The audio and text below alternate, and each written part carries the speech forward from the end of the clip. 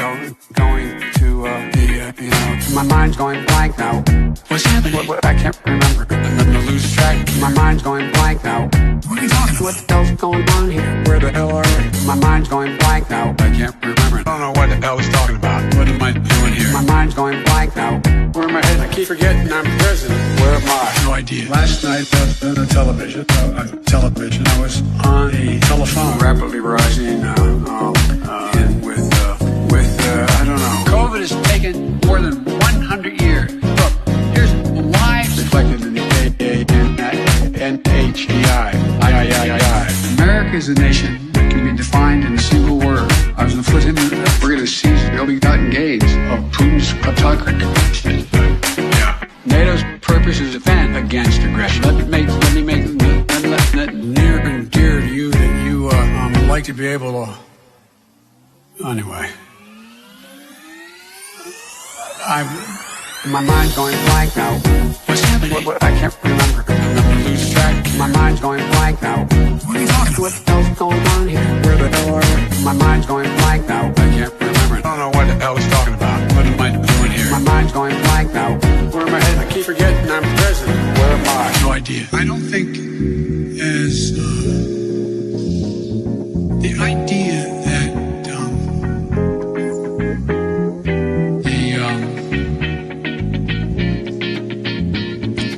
political coverage. I want to thank and recognize Dr. John Kingersong. I can't get this to function at all. My mind's going blank now.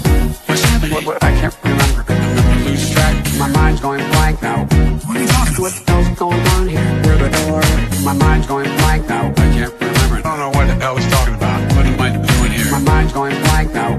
Where am I headed? I keep forgetting I'm president. Where am I? No idea. Welcome back once again. This is Chris Report, and he assured me that since I'm in town in Boulders, folks, this is Chris Wyatt reporting from South Africa.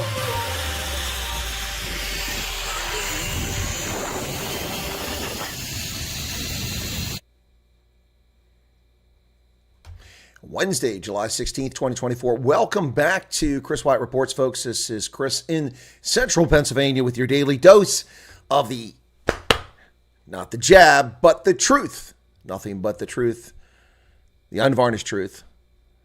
The truth will set you free. Welcome back to the program, folks.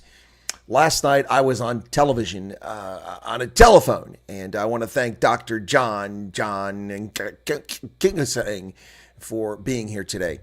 I want to thank Joseph Robinette Biden for being the most incompetent twit to ever occupy the White House, and that's saying something. We've had some real winners as presidents of our nation, but this one takes the cake. And I want to thank him for being so incompetent that a doorknob can beat him in this election. Congratulations. Welcome back to the program, folks, for this Wednesday news report. Dylan Combrick, one of the usual suspects, along with Kaiser Sose there. Myra Page, Pierre Orban, Mondre Siebert's in from, he didn't say windy Cape Town, so that's new.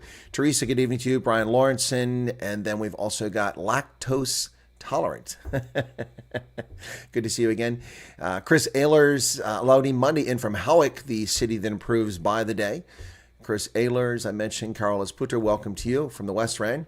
Arc Precision is back after promoting the rich yacht-dwelling rugby broadcaster from Ireland who gets all the attention.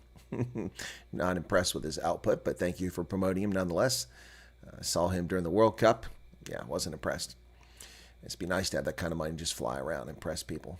All right, Keith Alderson is in. Wow, Keith, haven't seen Keith in a bit, or haven't noticed him in a bit, in from Coventry.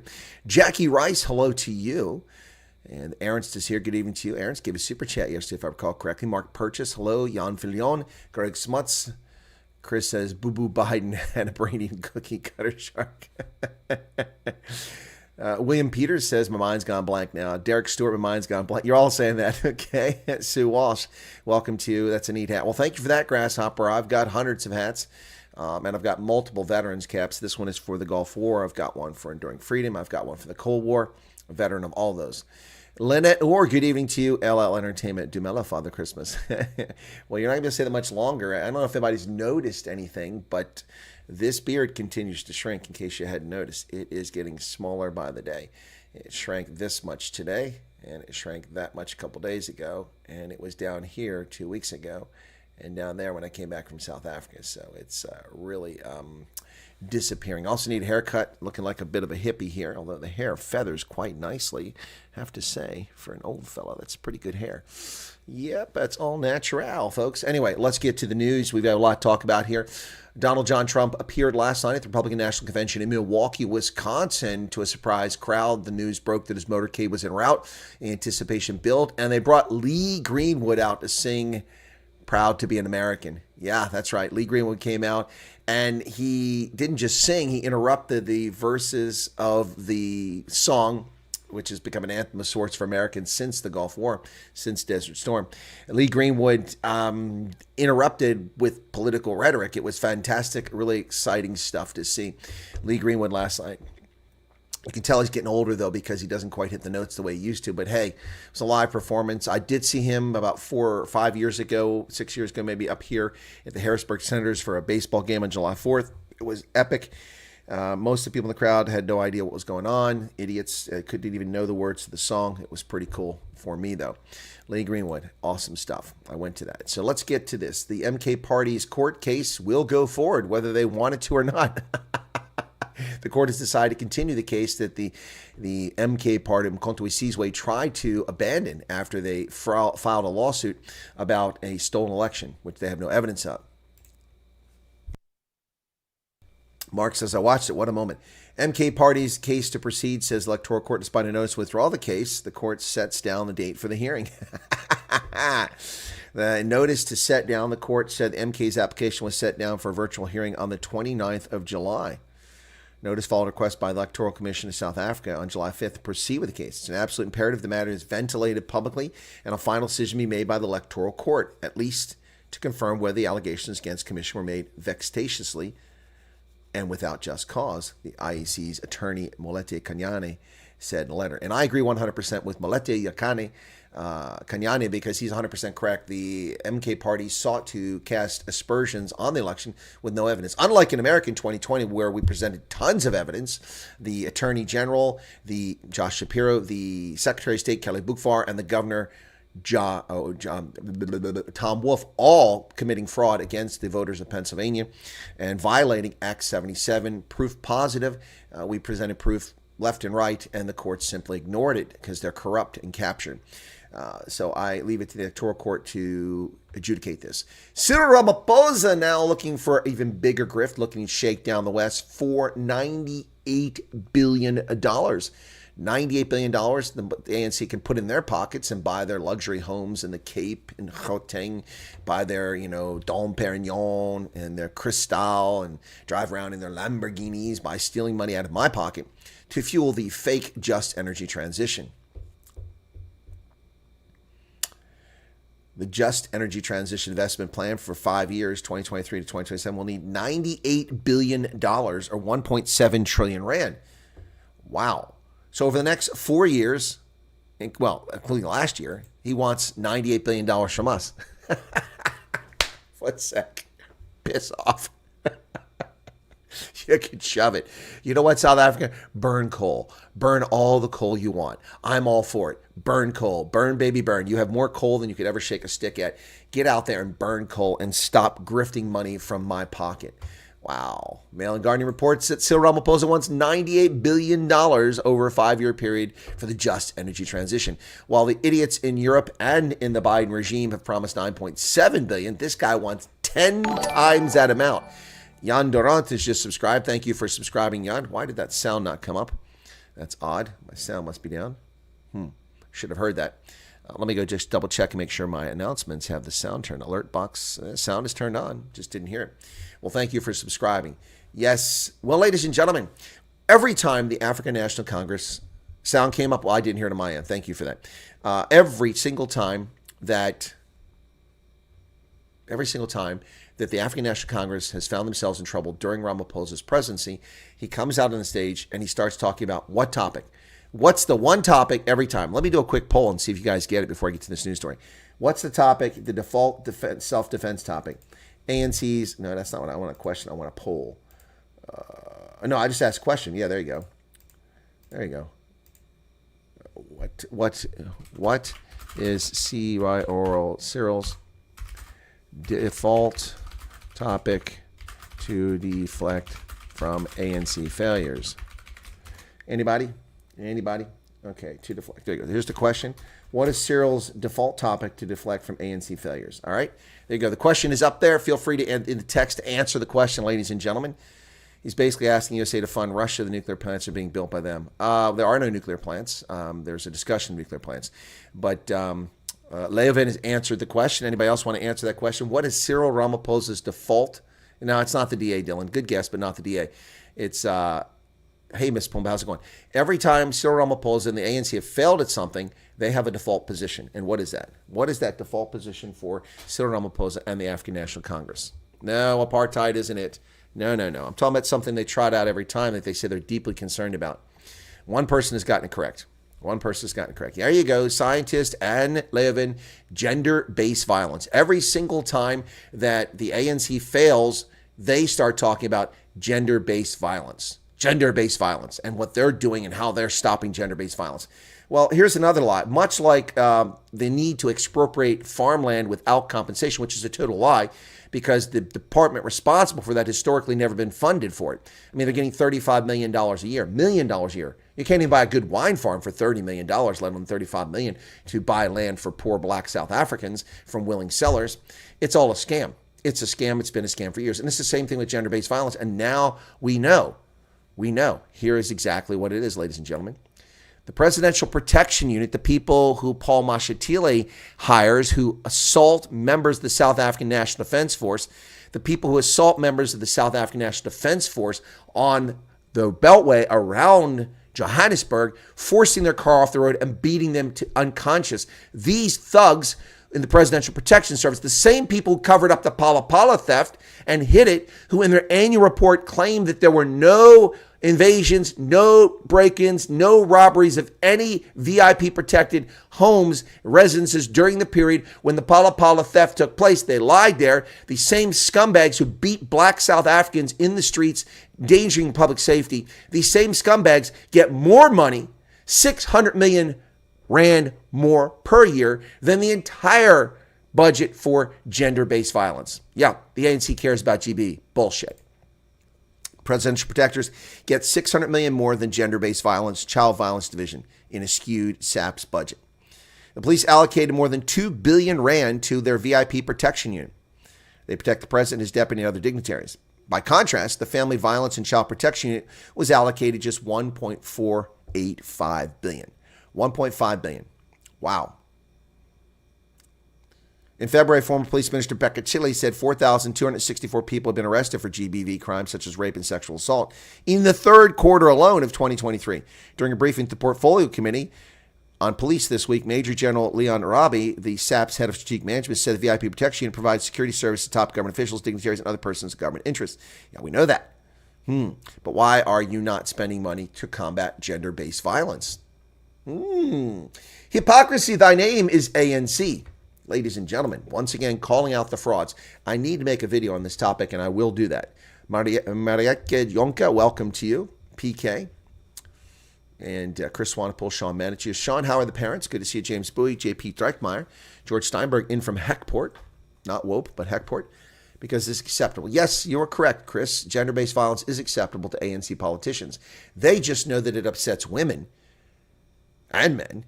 And when they're in trouble, they'll claim that that's what they're worried about. But they're not. Speaking of being in trouble, Julius Malema and Floyd Shivambu. Can you spell VBS? Oh, my goodness. They are going to jail, folks. That's what all the analysts are saying.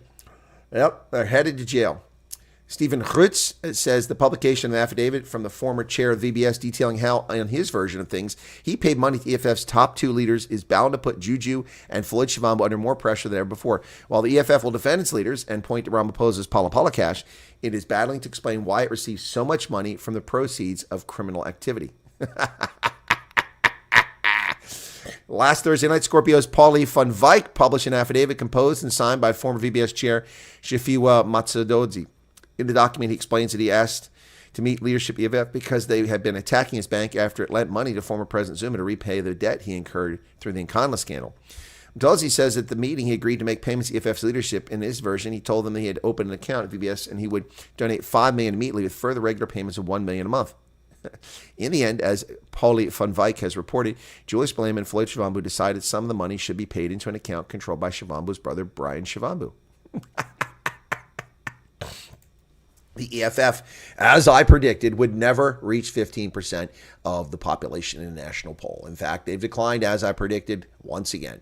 These are grifters. These are likely, we'll wait for convictions. We can't call them criminals until we have criminal convictions, but the criminal activity associated with the EFF is very disconcerting.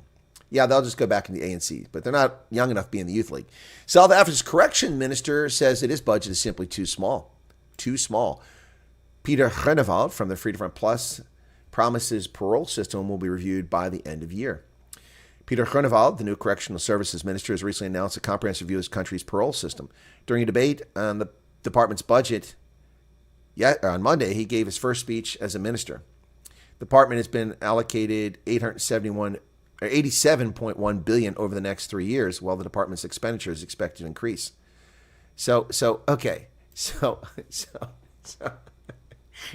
the Department of Corrections, which has tens of thousands of criminals in prison and is responsible for the safety of feeding and Thabo Bester and all this other garbage, they get $87 billion over 3 years. That's not even 30 billion rand a year. Meanwhile, the VIP protection unit gets $2 billion to guard a handful of people. You can't make this stuff up. You can't make this stuff up. Leon Schreiber has a good start in his ministry, but he's facing an uphill battle. He wants to bring dignity to home affairs, but xenophobia rears its head in the budget debate. At its heart, home affairs is about dignity, the dignity of having an identity and nationality, the dignity of belonging somewhere in this great big world, the dignity of being able to travel beyond our borders. Well, as long as you're not a criminal. The dignity of giving your child their name on a birth certificate. He's right. This is what home affairs should be happening.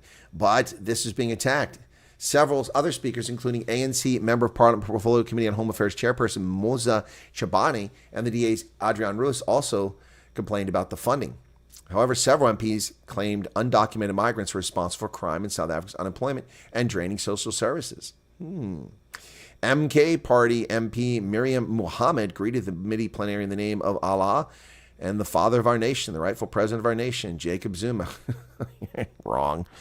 The corruption-accused Zuma has already served 2 terms and can't serve as president, so she's pretty, delusional. She claimed there are rampant abuses in our refugee and asylum system. She claimed a disproportionately large number of refugees seeking refuge here were overwhelming our capacity as a developing country. Well, I would agree with that. Since South Africa's garnered a reputation for its generosity to immigrants, asylum seekers, and refugees, actually no. South Africa's garnered a reputation as a xenophobic country that murders refugees. That's what its reputation is. Yeah, anyway, if MP Yazani Tetiana referred to Schreiber's decision's first day to extend the temporary concession for foreign nationals who are currently awaiting outcome visa, he said on his first day in office he resolved romantic affairs instead of long problematic issues. We have a serious problem here in Cape Town of European immigrants who have entered the country on visitor visas and then overstay their visas, just like those who arrived in 1652 and never left. Oh, gosh, that's racist. The Europeans who overstayed their visas in 1652, there was no government in 1652 in Table Bay of any sort, formal or informal, to issue visas to arrivals. Oh, my goodness. Oh, my goodness. Well, this is interesting. Mandelas' former head of security says, thank God Donald Trump was assassinated, offering some, I think, less than forthcoming analysis about the assassination of Donald Trump. Instead of talking to former heads of security in South Africa, Sile Mlambo, perhaps, at the IOL, you ought to talk to informed people who've worked with the Secret Service or in the Secret Service who know what they're talking about, or intelligence analysts like me. Yes. Nelson Mandela's former head of security expressed relief that the assassination attempt of Trump was not successful. noting the U.S. was on edge and violence would have followed. Well, first off, that's an unsubstantiated claim. He has no evidence of that whatsoever, and he's also looking at America through the lens of what leftists do when their feelings are hurt. They burn cities and loot. We don't do that, conservatives and centrists. No way. So this analysis is lame. Rory Sten, who served as the Gauteng head of VIP protection unit protecting Madiba between 94 and 99, said there would have been violence if Trump had been killed. Unsubstantiated, no evidence of this whatsoever. That's just his opinion, and it's a very poorly informed opinion.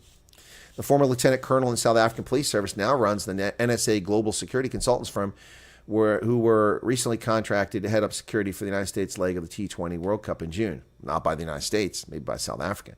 My first reaction was, wow, it happened. Thank God he wasn't killed, speaking to Talk Radio 702. Sten said he was in the U.S. When he was in the U.S., he felt the country was on the edge, and the assassination of Trump would have likely tipped the scales over the edge. This sort of horse shit is unwarranted. This Rory Sten doesn't know what the hell he's talking about. And if any of you know Rory Sten, you can tell him I said that. He doesn't know what he's talking about. So this man traveled 50 states, 3,000 miles from coast to coast, 2,000 miles from north to south, visited every metropolitan area, and he knows what's going on in America. This country's on edge. I traveled on Sunday, from central Pennsylvania into Maryland, through Frederick, down to Baltimore, to the airport at BWI, picked up Ernst von Sale and Ernst Ritz, drove down through the highways and byways of Maryland safely to the Eastern Shore, crossing Chesapeake Bay Bridge, went over to the shopping center over there, turned around, came back, went to the Naval Academy in Annapolis, left a vehicle there, walked around Annapolis unmolested, unharmed, nobody on edge. This is after the attempted assassination of Donald Trump. Roy Stein doesn't know what he's talking about. It's another hyperbolic nonsense lying about America. I don't know who he is, but the country's not on edge. The media are on edge. The media are stoking hatred. The media are stoking trouble. This is not the country itself. That's a lie. Stop it. Stop it. Assessing the situation from a security lens, he said it was tough to judge 2-minute video clips that are being circulated in social media. He said at best is to wait for the investigation, that it was too early to judge at this stage who or who was not at fault for the shooting. Really? Well, then you don't know how the Secret Service works, Rory. You're not familiar with them. Obviously, if you can't judge, the Secret Service is deflecting blame for something, an operation that's completely under their control. So it is not too early to make a judgment. And now we find out that there were actually snipers in the building underneath where the gunman was at. And is it too early to lay blame? No. He said they are so thorough, the number of times they read the routes. He's talking about the Secret Service. And create alternative routes, and they have hundreds of eyes and ears on the ground. But you understand that because they have lost 3 presidents who have been assassinated. 4 presidents. We lost 4, not 3. DeBaram, thank you for your membership, George. For 30 months, and also for a 350 Rand super chat. John Dawes says, Rory Sten likes to portray himself as the voice of security in South Africa. He just lives on Mandela's legacy. He was told by Mandela to stop using his name for work. Well, there you go. I don't know who he was before this report, but clearly he doesn't know what he's talking about. Sten said it was likely someone made a mistake, but he was waiting for the investigation to commence and conclude. It's such a mistake to judge an entire incident on 2 minutes clip on your smartphone. That's why I will say, let us just be patient, let people do the work. Obviously, we do not want cover-ups. We want the truth. We need to understand if there were mistakes made, what we'll learn from them. Well, mistake made is 7:02 a.m. calling you for information about an analysis of the attempted assassination. How about 7:02 talk to someone who knows what they're talking about? That's a mistake made. Hey, Gate McKenzie keeping himself in the news, ladies and gentlemen. Thank you for the 350 Rand super chat there, DeBaram George. Appreciate it as much. Yeah, Gate McKenzie telling everybody he loves Donald Trump in a tweet. I love it. Oh, he's making South African sport great again. He says he loves Donald Trump. And in yet another controversial social media post. Why is it controversial? There's the 350 Rand from George. Why is it controversial that Gate McKenzie says he loves Donald Trump? Only to leftists in the independent line is it controversial. I had 10 meetings yesterday. I arrive at my office at 7 a.m. and leave around 11 a.m. I mention my work on social media because the media lies constantly about me. I prefer to keep people up to date myself. Yola Baiza Ni, by the way. I love Donald Trump. I love it. I love it. Only the independent line and leftist media would find a problem with someone liking Donald Trump. I'm sure he loves Trump's money too. Paul Kagami wins an unprecedented and a very believable 99% of the vote. Kagami, the dictator for life in the freedom oppressed Rwanda, has won 99.15% of the vote.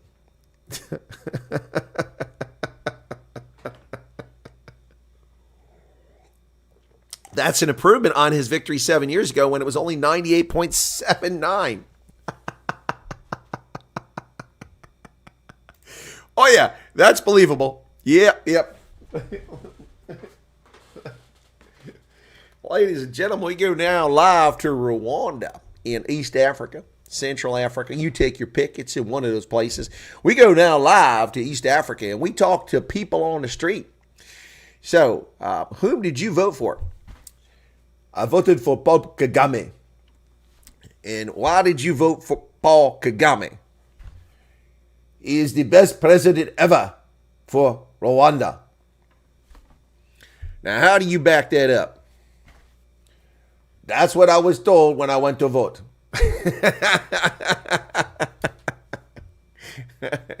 Live from Kigali.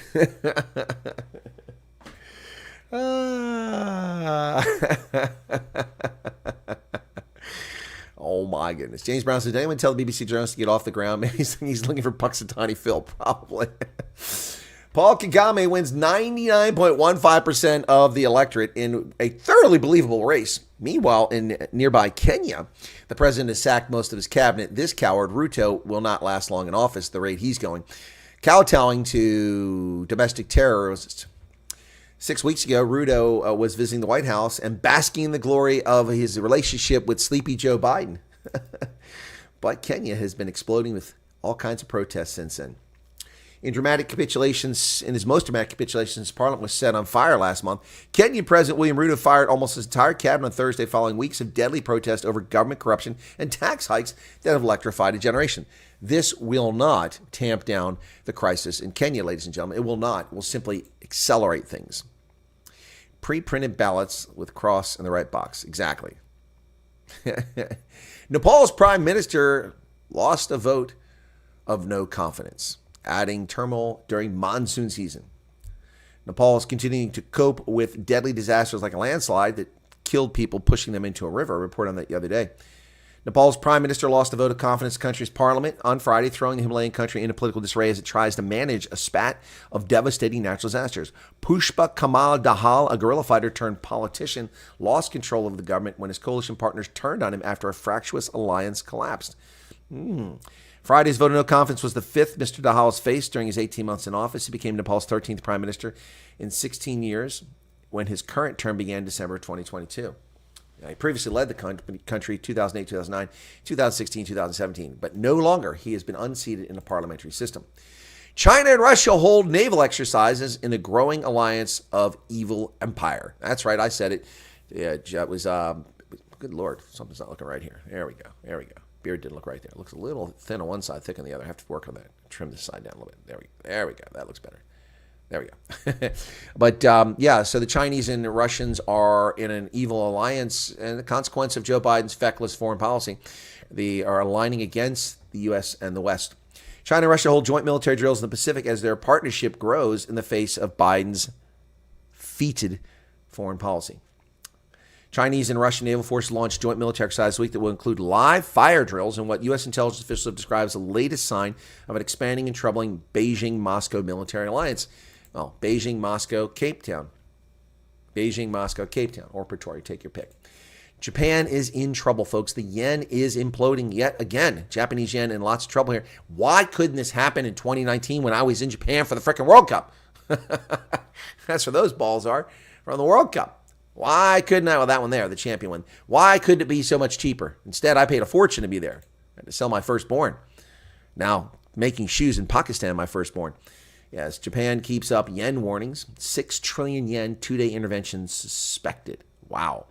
Japan stands ready to take all possible measures to counter excessively volatile currency moves, according to Chief Cabinet Secretary Yoshimasa Hayashi said on Tuesday, keeping markets alert over the chance of renewed intervention to prop up the yen.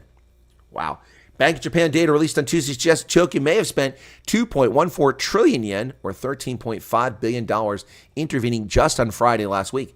Combined with the estimated amount spent on Thursday, Japan is suspected to have bought nearly 6 trillion yen via intervention last week. Wow. This is trouble. This is trouble for Japan. Their currency is collapsing. Well, the grifter in chief, Joe Biden's best friend, the penis piano player, that would be Volodymyr Zelensky, has threatened the West. You have not given us enough F-16s to continue my war of attrition against the Russians. Who's going to win that one? I'd say Russia.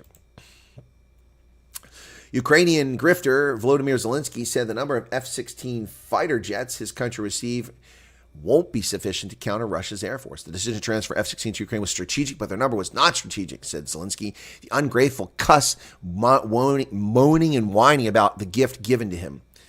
Ukraine's NATO allies have been start transferring their U.S. manufactured F-16s to Ukraine so they can all be re-engineered by Russians who capture them.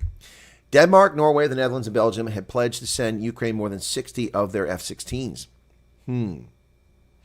But only 6 have shown up this summer, maybe 20 by the end of the year. I cannot say how many of these aircraft there will be. There will not be enough for what? They will certainly strengthen us, but will there be enough aircraft to fight on par with the Russian air fleet? I believe there will not be enough. Do we expect more? Yes. And this is what I have to say to Volodymyr Zelensky. Pull that one down too. Yeah, that's what I got to say to Volodymyr Zelensky, the grifter, and all the members of my corrupt Congress who are funding his war to kill Ukrainians and Russians. Yeah, ungrateful bastard.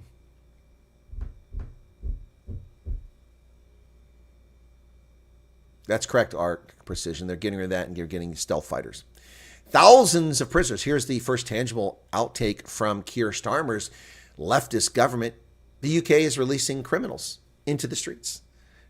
Who knows what they are? Are they bank robbers? Are they shoplifters? Are they spousal abusers? Are they thieves? Are they pedos? I don't know. But here's your first tangible benefit for the United Kingdom.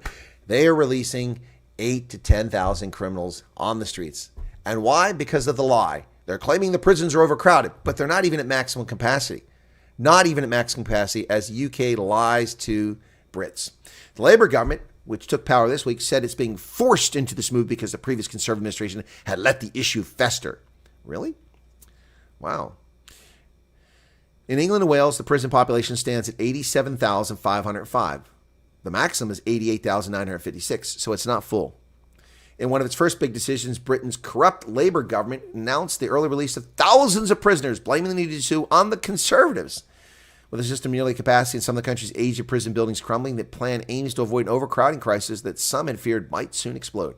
But with crime a significant political issue, the decision is a sensitive one. Prime Minister Keir Starmer, former chief prosecutor, lost no time in pointing to his predecessors, of course, blaming the people who came before him. I mean, Barack Obama is still blaming George Bush for his failures. Green Phantom says, why do you want Russia to win? Russia's already won, Green Phantom. Why do you why do you presume? Why do you assume? Why do you infer that I want Russia to win? Clearly, you don't listen to anything I say. I've never said I want Russia to win. I've also said Russia's invasion was illegitimate and had no basis in founding whatsoever. But so is Ukraine's response. And I don't want my tax dollars. What, are your tax dollars going to pay for it, Green Phantom? Are you paying for the murder of Russians and Ukrainians? I am, through my corrupt government. And I have no desire to be a part of it. Just like the lefties who whined about the Vietnam intervention in the 1960s, I have a right to complain about it.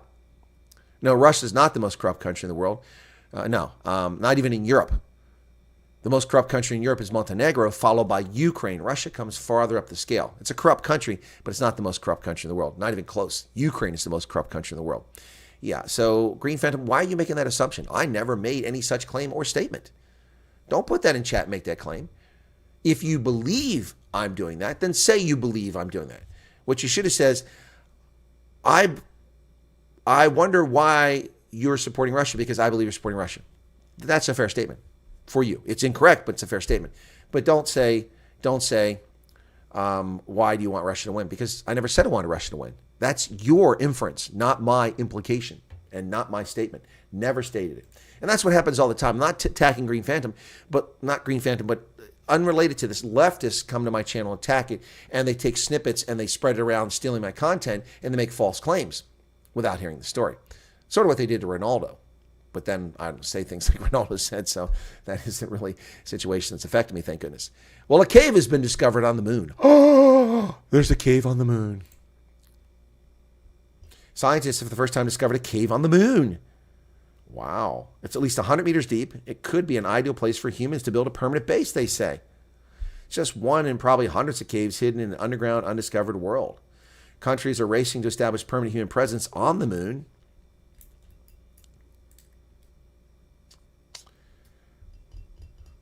Helen Sharman, the first British astronaut to travel space, told BBC that the newly discovered cave looked like a good place for a base, suggested humans could potentially be living in lunar pits in 20, 30 years. I don't know about Helen Starmer, but to me that looks like a hole. Green Phantom, that's why I made a very clear distinction to separate and even put my hand over here to say that your comment is not related to leftists. You're not listening. You're not listening. I just clearly separated it and said your comment has nothing to do with what's happening with leftists. Never stop inferring things that aren't stated, please. Since there's stuff over here about the chat, I'll come back to the news in a moment. Russia's a saint compared to Ukraine corruption. All these people need to stop their warmongering. Agreed, PK. Ukraine on a different level in scamming the West. Yep. Gerald Rafferty, labor has always been a problem. True. Inquisitor says Russia's the most corrupt country in the world. Not true. Russia's not Europe. It's a Mongol horde. Okay, well, that's a different story altogether. Chris wants the 98 billion. Jan Durant says, I'm not a leftist, but Putin, Trump, Kim, and Xi, if you don't support Ukraine, what about the rest of Europe?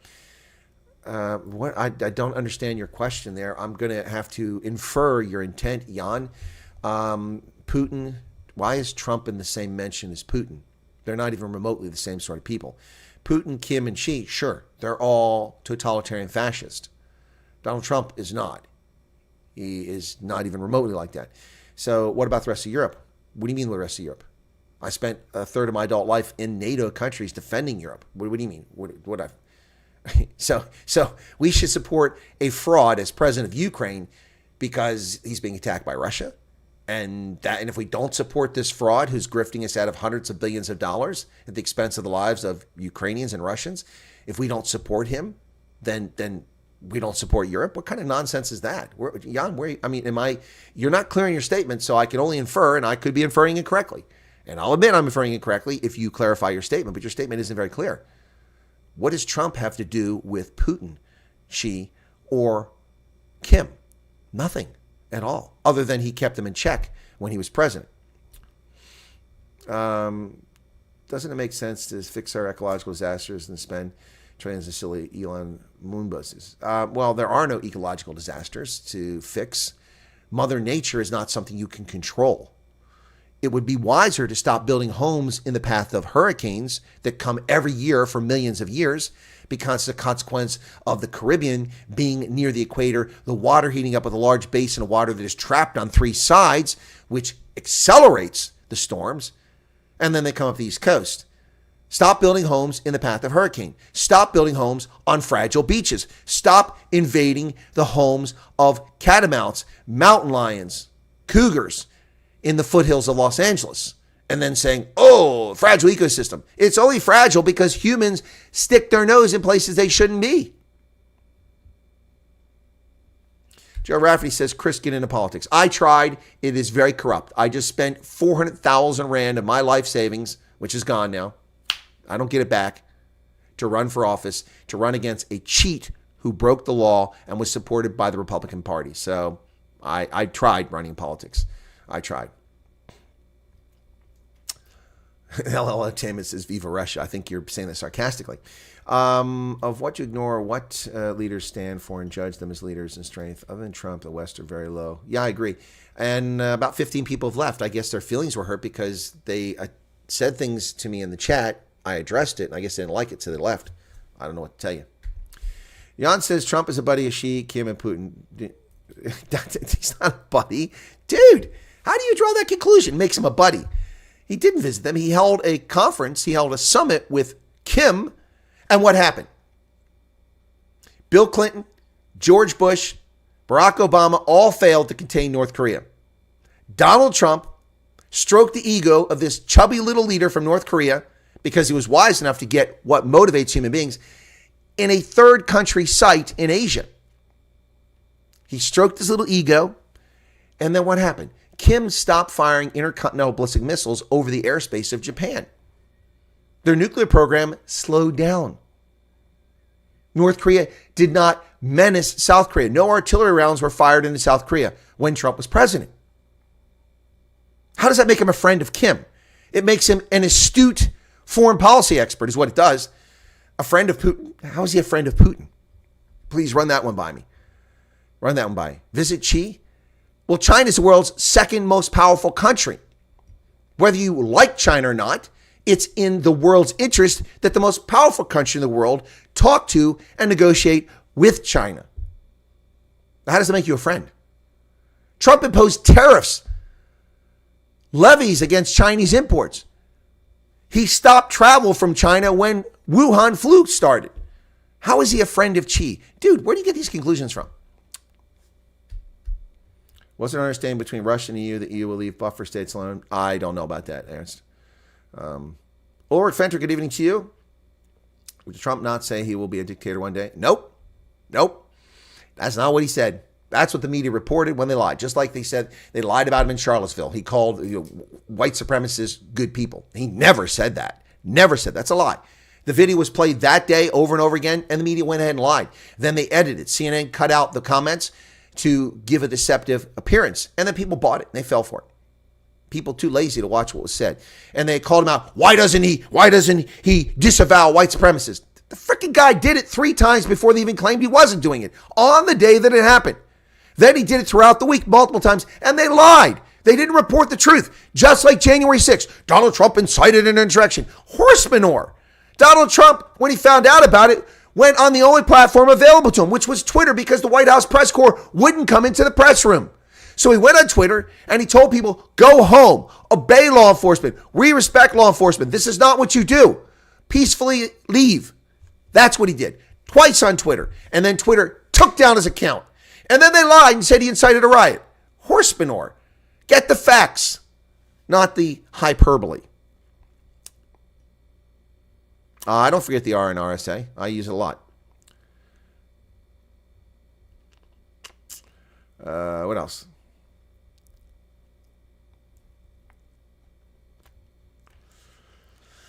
What have I missed here? Sados here says, I think I misunderstood his moon-based comment. I wanted to point out how silly it is to build insanely expensive vanity projects.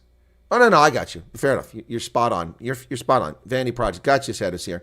Maybe my comment came across wrong. Green Phantom, I'm glad you're still here. Thank you.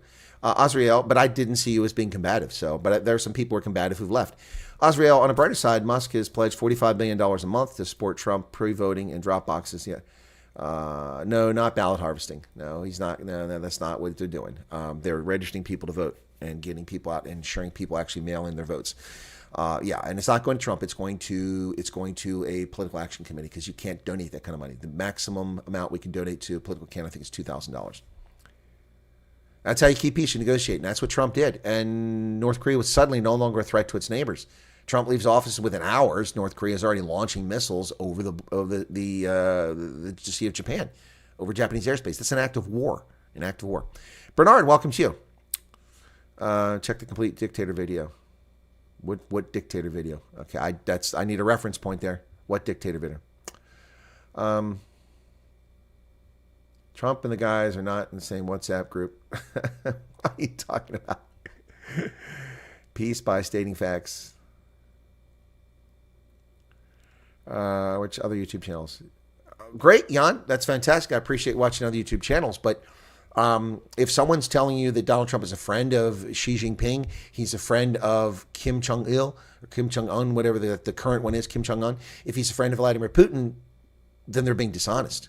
They're being dishonest. So you can watch all you want, and I appreciate you watch other channels, and you can watch legacy media. What I ask for people to do is think for themselves. You don't have to believe anything I say. Of course, it's almost never wrong, but you don't have to believe anything I say. Go look for yourself. Do your research. But thank you for sharing, Jan. Dave says, this is the thing that makes Trump different. Trump wants to be able to negotiate with other leaders. Telling leaders they are evil will get negotiations nowhere. Exactly. Yanderod says, I'm not a troll. Didn't say you were, Jan. Don't take offense. Didn't say you were a troll. Again, people need to listen to what I said. People need to listen to what I said. I said the people who left were likely trolls. Anyway, you're still here, then you must not be a troll. Jan says, we'll agree to disagree. I do like your channel. Well, thank you, Jan. Bye bye, donkey. Quel labor. Merci mille fois. Vielen Dank. Yeah, no, thank you for that. Yeah, we can disagree. And that's why life is wonderful. People should disagree. We shouldn't always be in agreement. In fact, we can violently disagree, verbally, from time to time. But I'm telling you, anybody that says that Trump is a friend of those people is not being honest with you. They're leading you down, I don't know, where Alice in Wonderland goes down the rabbit hole. That's where they're taking you. Do your research on Trump people. Don't believe mainstream. They lie all the time. Exactly. Yep. Okay. Trump's stronger than... Well, Bernard, he is. He is stronger than he's ever been. Yep. But we'll see what happens with Trump. All right. So Nixon tried détente, negotiate with Russia in the 70s. Communism was ascendant. Reagan called the Soviets an evil empire, and it collapsed. That's a very broad brush and not particularly helpful assessment there, Inquisitor Magnus. Okay. First off, the reason why the Soviet Union was ascendant in the 1970s is because Carter took no action. The Soviet Union was not ascendant until after Nixon left office. Détente was about arms control, and it worked. And before détente, in 1953, the Soviets crushed the East German uprising. In 1956, they crushed the Hungarian Revolution. In 1968, they crushed the Prague Spring. They never did anything like that, except solidarity in 1980 when Carter was still president. During Nixon's time, they didn't take any action like that against any countries in their Soviet sphere of influence. They didn't invade Afghanistan until Carter was president. So your explanation of history is wanting, and it might be because you only have so many characters to work with. I'll accept that. But that's simply not true, what you just said. Détente was a Kissinger idea, and arguably it worked because the communists realized they were in trouble, so they wanted breathing space, so they negotiated. Reagan did call the Soviet Union evil empire, but that's not why they collapsed. That's why they collapsed. They collapsed because they went bankrupt, because Reagan outspent them. We went from a 350-ship Navy to a 600-ship Navy during Reagan's time. We saw a 14% pay rise as soon as Reagan became president for the military. And we saw a strengthening of our military and a focus on our military to deter the Soviet Union. This is in the aftermath of the invasion of Afghanistan, where things went very badly for the Soviets, just like they went badly for us because of Joe Biden in the end. Yeah, so that is not a very good explanation of history, which you've offered there.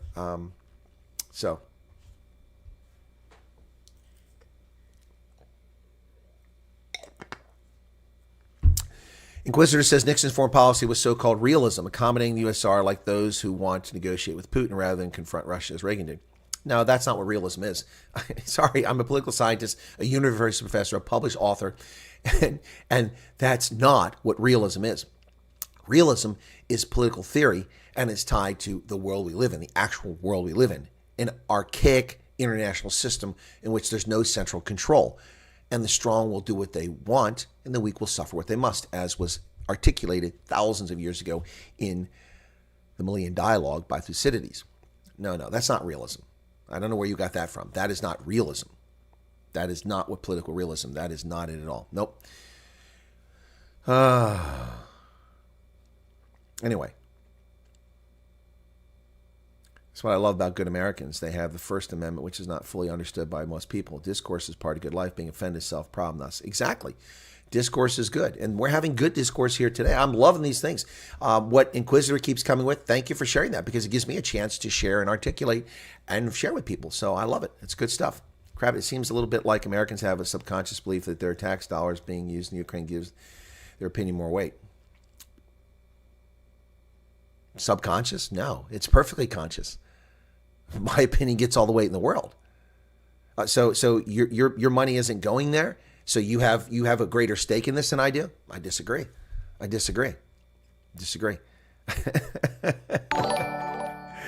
SMK just subscribed. Thank you for that. Tommy Sides is here. Hey, Tommy. People are so quick to listen to and believe the mass media. They are. And also the comment right there by Azrael is that, what's this? Oh, no, Crabtoes, not by Azrael. Sorry, by Crabtoes saying Americans seem to think that their opinion matters more. Well, yeah, we're the ones who have given $200+ billion to fuel this war, which has led to the deaths of tens of thousands. So I think we do have a responsibility and a voice in this. What, are we supposed to sit around while politicians just spend money on our behalf, our tax money, murdering people? No, that's not cool. Now, by that statement, you imply that Americans seem to think your opinion doesn't matter. Your opinion matters very much. Everyone's affected by this nonsense in Ukraine. So, Craptos, you are welcome to share your opinion. And it may very well be valid. So don't assume that Americans think they're special because we're the ones footing the bill for this. The Republic of South Africa is the greatest nation on earth. I love this country in my heaven on earth. Well, congratulations, LL Entertainment. I will admit that you have one of the most beautiful countries in the world with one of the most interesting groups of people in the world, diverse people. Greatest country in the world? Not even close, buddy. Not even close.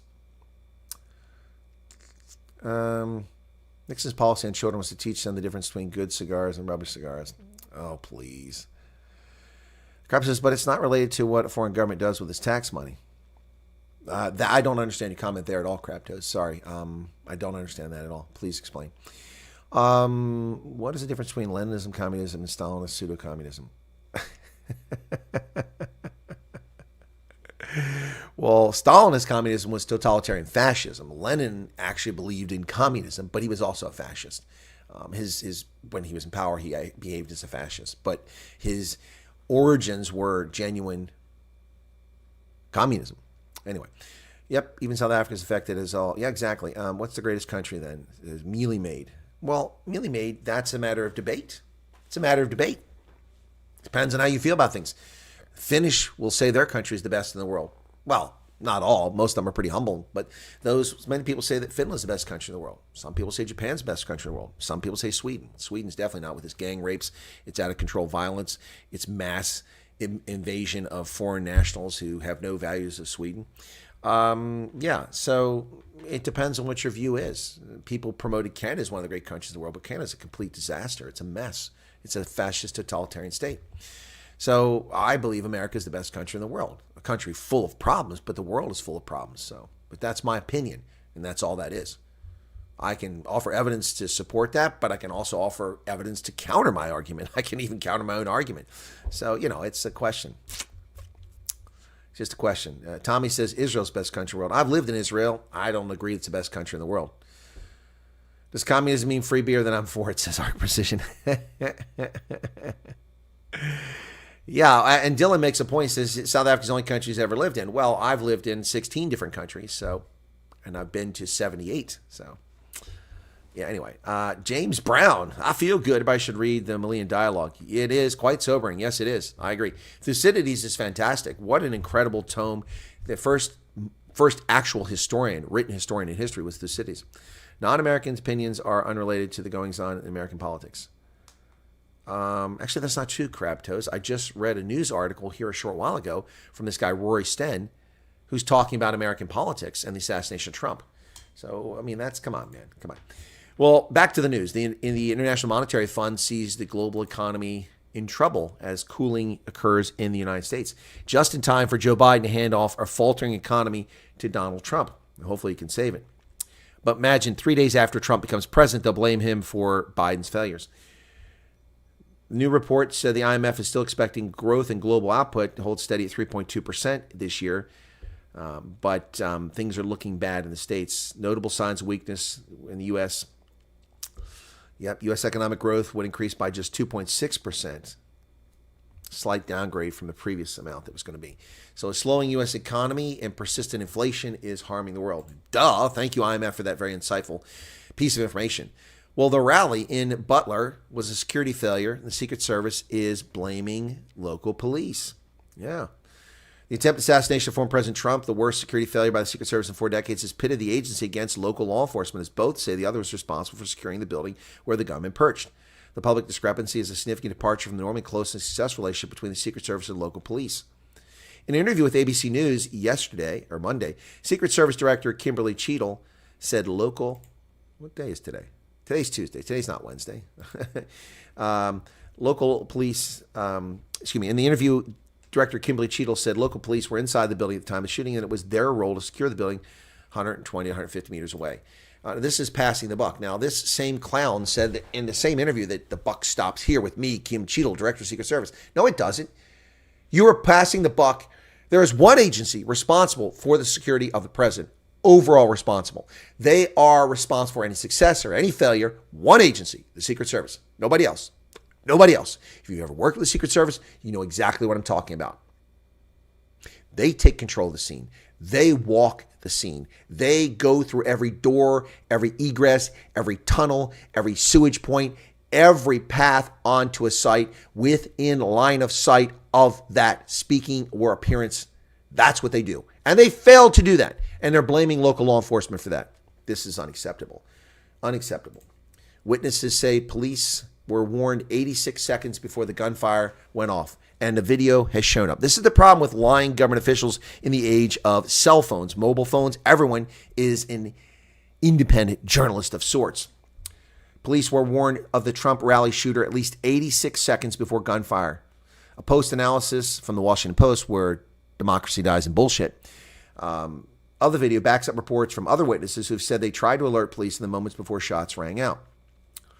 Almost immediately after the assassination attempt of former President Trump, some of the crowd told reporters that they had tried to alert law enforcement about a suspicious man on a nearby roof. Now, a newly surfaced video backs up those accounts of warnings, showing a chaotic scene in which bystanders started calling out to police nearly a minute and a half before the shots rang out. The footage posted on social media late Sunday shows several witnesses yelling and directing at least one police officer toward the roof of a neighboring business. In addition to this, we now know that 45 minutes before the shooting began, a law enforcement officer took a photograph of a suspicious person and shared it with law enforcement. Why was nothing done? And we've also discovered that a police officer climbed up onto the roof where the shooter was, and when the shooter pointed his rifle at him, he ran off the roof. And moments later, Trump was shot. A shooting range, a gun store, and a ladder purchase. These are the things that clown did in the moments before he shot Trump. In the 48 hours before he opened fire on President Trump, the 20-year-old Thomas Matthew Crooks made a series of stops in and around his suburban Pittsburgh hometown. On Friday, he went to a shooting range where he was a member and practiced firing, a law enforcement official told CNN. The next morning, he went to Home Depot, where he bought a 5-foot ladder, and a gun store where he purchased 50 rounds of ammunition. Then he drove his Hyundai Sonata about an hour north, joining thousands of people from around the region who flocked to Trump's rally. He parked the car outside the rally with an improvised explosive device hidden in the trunk that was wired to a transmitter which he was carrying. Then investigators believe he used his newly bought ladder to scale a nearby building and open fire on the former president. Well, there's his last 48 hours. What we don't know is what he had for dinner. Elon Musk has pledged $45 million to political action committees in support of President Trump per month, in a huge commitment. Elon Musk has said he plans to commit $45 million a month to a new super political action committee backing former President Trump's presidential run. Formed in June, America PAC is focusing on registering voters and persuading constituents to vote early and request mail-in ballots in swing states. That's what they're doing. Somebody stated earlier that they were trying to harvest ballots. That's what the media has told you. Here's the facts, reported accurately by the media. ABC's anchor George Stephanopoulos and Martha Raddatz blame Donald Trump for the assassination attempt on Donald Trump. You can't make this stuff up. Disgusting. ABC anchors blames candidates' violent rhetoric for near assassination of Trump. Trump nearly missed an assassination attempt. The incident, which saw a bullet miss him by mere inches, has sparked intense debate and controversy, particularly following comments made by ABC News' veteran anchor George Stephanopoulos on Sunday's episode of This Week. Stephanopoulos, discussing the political climate with chief political affairs anchor Martha Raddatz, made the controversial claim that Trump himself had contributed to the violent rhetoric that led to the assassination attempt. Our chief global affairs anchor, Martha Raddatz. And Martha, I know you've traveled around the country talking to voters in our deeply divided nation right now. In some ways, this is a horrific symptom of the underlying division in this country. Shadow Steve says, is a Twitter account some have claimed to be the shooter's real? No. His social media was all removed, according to authorities. There is no social media up from him on any of these sites that anyone's aware of. There are people who have the same name. It's not that uncommon a name, even the middle name. And one guy made a video that says, you got the wrong guy. Well, yeah, because you're not the guy they're looking for, asshat. It certainly is, George, and I'm sure that will probably continue. We saw President Trump raise his right hand, as John just described, and we've seen those pictures. But we could also see him say what I believe was fight, fight. That was his first instinct. And this is a country divided. This is a country. Yeah, the man was nearly assassinated. He was hit in the head with a bullet after Democrats called for putting a target on his back, after Democrats called for taking him out. We're talking about Nancy Pelosi, Chuck Schumer, Joe Biden, and he gets up to show the world that he is there. Fight, fight, fight. And Martha Raddatz, a brain-dead scumbag faux journalist, says this. We saw the violence yesterday, the horrific violence yesterday, and we've seen it in places. And we've also seen this morning, we've heard President Trump say he wants the country to come together, to be united, but others are directly pointing the finger at President Biden with, of course. As they should. And Nancy Pelosi and George Stephanopoulos and Martha Raddatz and Joy Reid and the trolls on The View, all of them. Madonna, Kathy Griffin, every one of these people who've incited violence against Trump for the last 6 years. Well, speaking of that, look at this. FBI staffer posted a meme following Trump's assassination attempt. An FBI staffer has come under fire for posting an insensitive message following the recent assassination attempt on former President Trump. Jenna Howell, reportedly employed in the FBI's research identity department, shared a meme online that appeared to express disappointment that the attempt had failed. The Federalist reported the image depicted a Grim Reaper attempting to grab a Trump doll from a claw machine with the caption, "Aw, so close." Adding fuel to the controversy, Howell allegedly shared another meme criticizing those who denounce political violence. The post read, "Y'all gun-toting Second Amendment loving hillbillies better just sit down and stay quiet unless you're going to change your mind on gun control."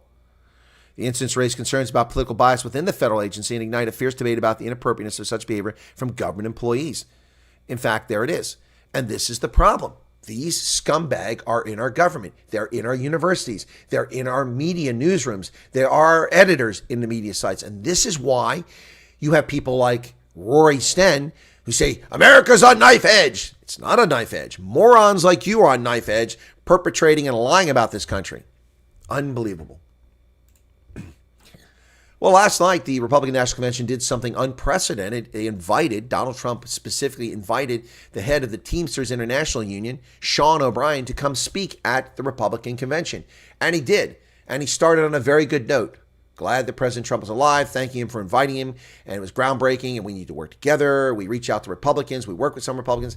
And then he just went off the reservation, lost his frickin' mind in a leftist rant against corporate America with lies. By the way, today, the Republican National Convention has been fact-checked by the Washington Post. It's funny, the Washington Post fact-checking. Half what they print is lies. But they fact-checked the convention.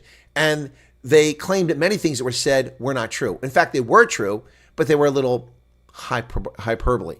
But they were factual. And they lied about their fact check. But they didn't fact check the Teamster boss. No, the Washington Post didn't fact check this guy.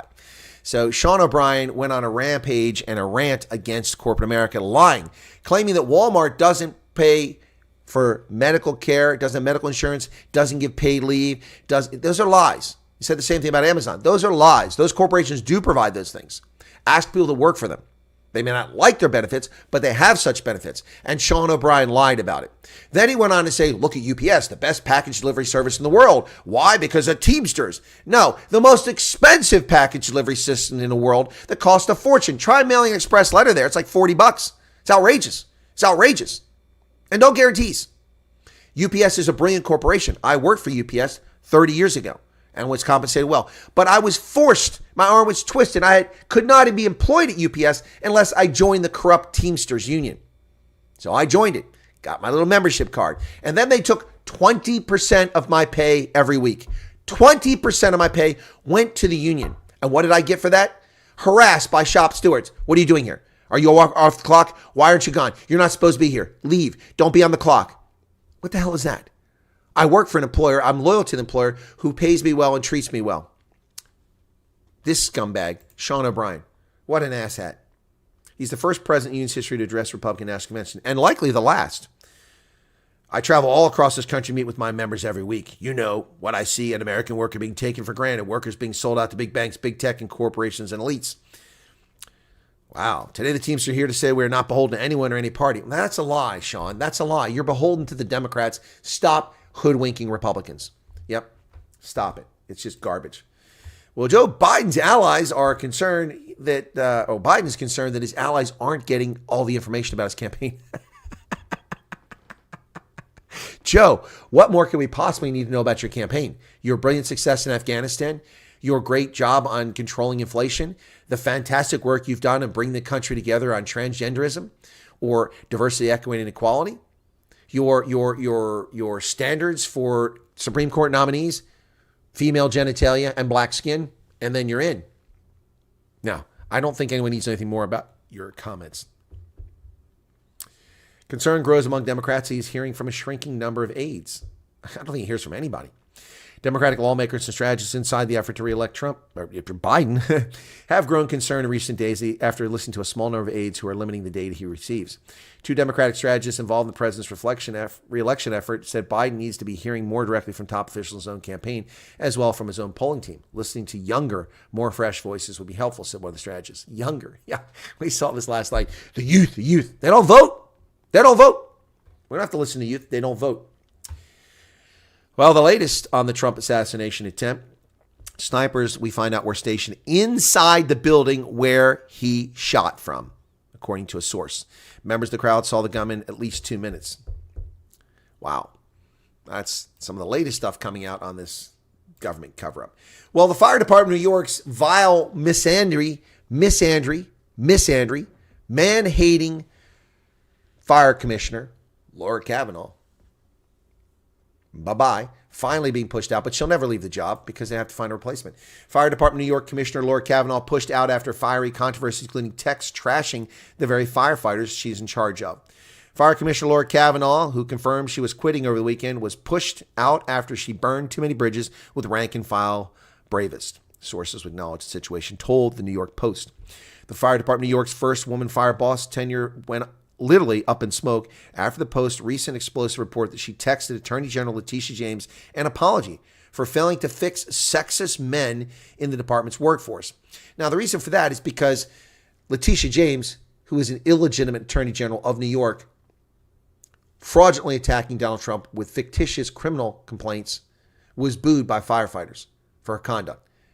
So because they booed Letitia James, Laura Kavanaugh apologized that they were sexist. They're not sexist. You don't get a free pass for your bad decisions and your poor performance because you don't have a penis. You do not get a free pass because you have different genitalia. You are open to criticism. If you're black and you're a failure, you're open to criticism. If you're a Cherokee and you're a failure, you're open to criticism. If you're white and you're male, you're a failure, you're open to criticism. It is not sexist. It is not racist. It is not bigotry. It is simply calling out the facts. And people hide behind their gender. People hide behind their disability. People hide behind their ethnicity. People hide behind their race are frauds. Flat out. She's a fraud. And she's gone. Not soon enough. Sources say that Kavanaugh has come under fire several times during her almost 2 years at the helm of the department, resigning after being told that officials were lining up for another potential job for her within the Mayor Adams administration. So she's going to get another job. She'll be promoted for her failures. She will stay in the role for longer until they get a replacement. The vile, evil Laura Kavanaugh. So long. So long. Well, day one of the Republican National Convention, Donald Trump showed up. J.D. Vance was nominated as the vice president, Trump as the president. Mitch McConnell from Kentucky stood up to give the Kentucky delegation's endorsement for Trump, and he was booed roundly. Why? Because he's a Republican name only. He is a fraud and must go. The 82-year-old octogenarian toady Mitch McConnell was booed roundly by the people. It was fantastic. Well, what else happened there? Everyday American spoke. A Nicaraguan immigrant who came to America 50 years ago spoke about her experiences, and she apologized for voting for Joe Biden in 2020. Well, that's what you get for being an uninformed voter, voting for Joe Biden. And then we also had Sachs, who was born in Cape Town but grew up in America. He's a wealthy tech industrialist who's tied to Elon Musk. He got up and spoke. David Sachs, I think it is. Excuse me, just something. I got to do something here really quickly here. What is going on with my chat?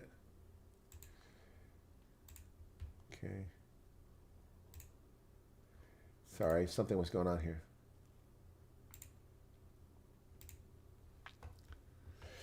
So, back to where I was at. Whoop, that's not it. That's not where I was at. Sorry. Over here's where I was at. So Trump made a triumphant return. Let's see what the Washington Examiner said the 5 key points were coming out, which is very different than what you see coming out of the Washington Compost about what the takeaways were from this. But let's take a look at what the Washington Examiner has to say. Trump makes a triumphant appearance at the convention. His running mate is finally announced. Yep. Trump's classified documents case was dismissed, unrelated to this, by Judge Eileen Cannon. And traditional conventions make a comeback in person, because in 2020 it was mostly digital, virtual conventions. Now we have physical conventions back in place, now that we don't have a COVID scam to keep people from gathering. The last words of the hero firefighter who died at the Trump rally were, "Get down." Corey Compatore, 50, who was congratulated by Italy's prime minister for being a hero, an Italian-American hero, was killed trying to protect his family. The volunteer firefighter who died shielding his family from the sniper who tried to kill President Trump over the weekend at a rally. I sound like Joe Biden, former Trump, in Pennsylvania, said, "Get down," his final words. Helen Compatore told the New York Post that she and her husband, Corey, were close to celebrating their 29th wedding anniversary when their family headed to the campaign. "He's my hero," Helen said to the newspaper from her home in nearby Sarver. "He just said, 'Get down.' That was the last thing he said. Me and the kids were all there as a family. He was just excited it was going to be a nice day with the family." Corey Compatore, 50, was the former fire chief of the Buffalo Township Volunteer Fire Company. The department now has a memorial set up outside the firehouse featuring his uniform to honor who they described as a brother, a son, a husband, father, and friend. Here he is with his 2 daughters. Joe Biden called her, and she said she refused to call. "My husband was a devout Republican. He would not have wanted me to talk to him. Don't have any ill will towards Joe Biden. I'm not one of those people who gets involved in politics. I support Trump. That's who I'm voting for. And I don't have any ill will towards Biden," because she refused his call. There is a picture of him. He's a father who was protecting his family from the bullets that were being fired, and he lost his life. God love him, said Biden. It's not what the leftists are saying in the media. It's disgusting. The dismissal of the case against Donald Trump by Eileen Cannon is drawing attention from leftists who are angry because there's no merit to their case. Dismissal draws new scrutiny to Judge Cannon's handling of the Trump case. Trump-appointed federal judge tossed what many legal scholars consider the strongest criminal case against the former president. Well, it wasn't a strong case. As I've said all along, as I analyze this situation, as a former counterintelligence agent, someone responsible for investigating this sort of criminal activity, based on the evidence available in the public domain, it seems likely that Trump would never have been convicted of this crime because he didn't commit it.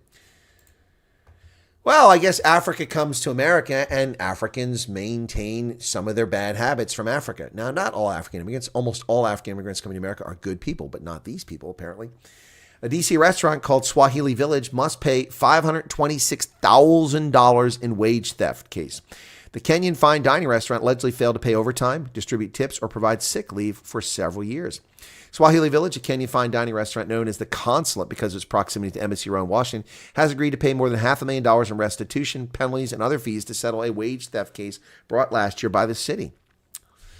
It's the largest settlement against a restaurant since the D.C. Council granted the Attorney General's office to bring wage theft cases in 2017. Wow. Under the terms of settlement, Swahili Village, M Street LLC, and its 2 principals, Kevin Onyona, founder and chief executive, and Ahmad Shob, chief operating officer, must pay 72 workers more than $260,000 in restitution for what Attorney General Brian Schwab alleges was an egregious pattern of wage theft.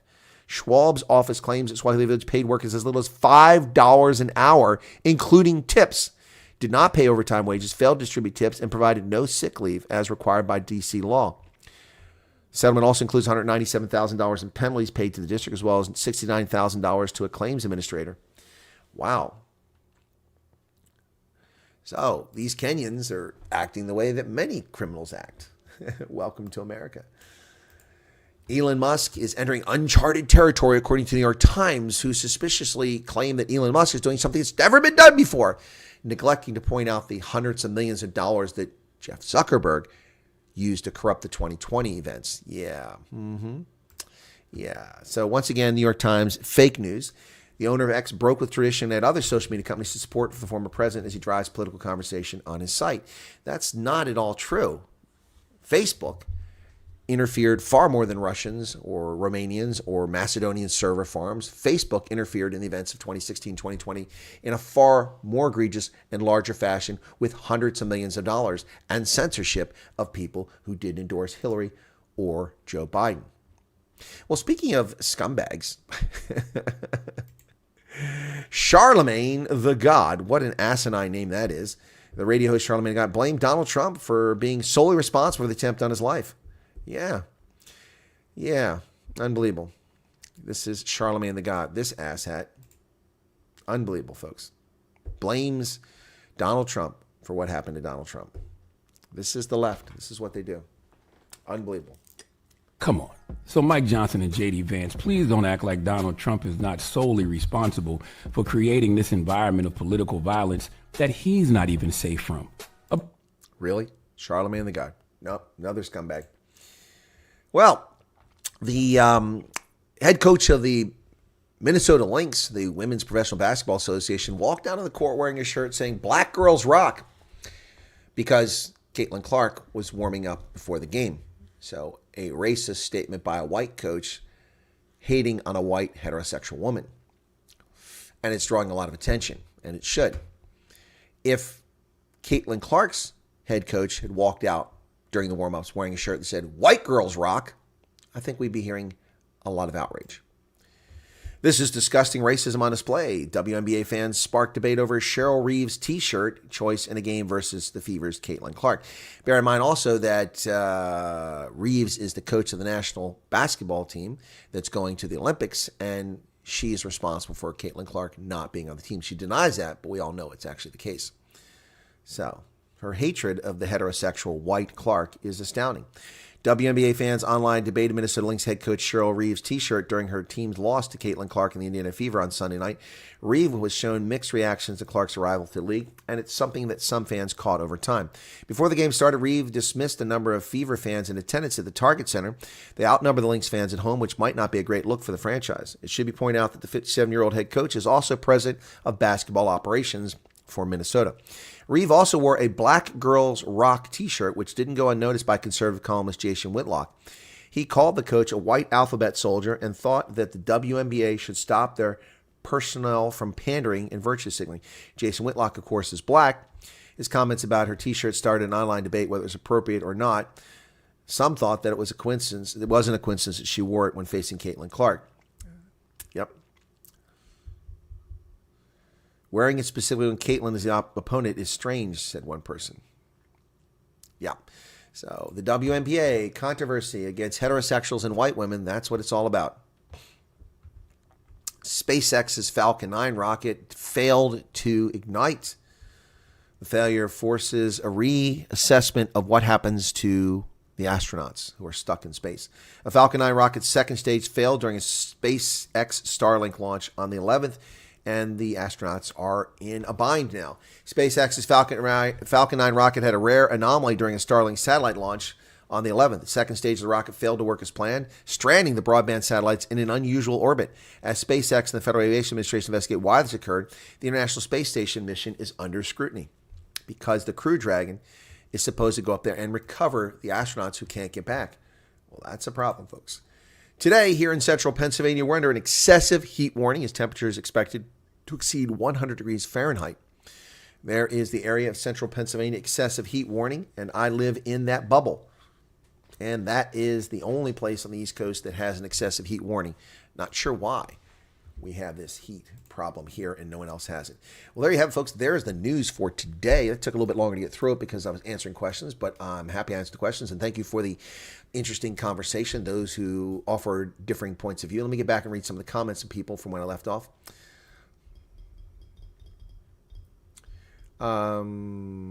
Father Christmas, if it's up for debate, then South Africa is and will always be the greatest to me. Well, no, LL Entertainment, an assessment of what's the best or what's the worst is always up for debate. There's no empirical evidence to support that. So, yeah, you can say that South Africa's the greatest country. That's fine. It's your prerogative. It's a good country. Wonderful people. Shows an adventurous spirit, huh? Realism in foreign policy sense. George Kennan, Kissinger, John Mearsheimer claiming USA should divide the world into spheres because total victory over communists wasn't realistic. They're wrong. That's not what realism is. That's not what realism is. That may be the view of those political scientists, but that's not what realism is. Oh, my goodness. Secret Service never comment on ongoing investigation. Communists is highly unusual. Exactly. It's also inappropriate for them not to show up at the press conference and leave it to local law enforcement and the FBI and state police. That was incredibly. There should have been a Secret Service representative there, and they should have said no comment, no comment, no comment, no comment, no comment. But they should have been there. And then they failed to show up on Sunday. And now their director comes out and blames the local police for her failures. And she says the buck stops here. No, the buck doesn't stop there. It's past. And you're blaming the local police. Exactly, just like in the movies. Marmite is horrible. At least the EFF weren't trying to protect President Trump. Well, they might be better at it. His Twitter account, okay, I already answered that, Shadows here. Bullets did not miss him. No, they did miss him. He was shot in the head. I'm the only analyst saying that. Donald Trump was shot in the head. This is part of your head. This is not, something you attach when you get up in the morning. It's part of your head. He was shot in the head. Look at that. You can't even see where my skull, there's the ear. Look how close that is. Millimeters. Trump joked about having big ears. What is it that I'm drinking? This is Starbucks Frappuccino. Sugar and caffeine. Lots of it. Send to the clown, says Kathy.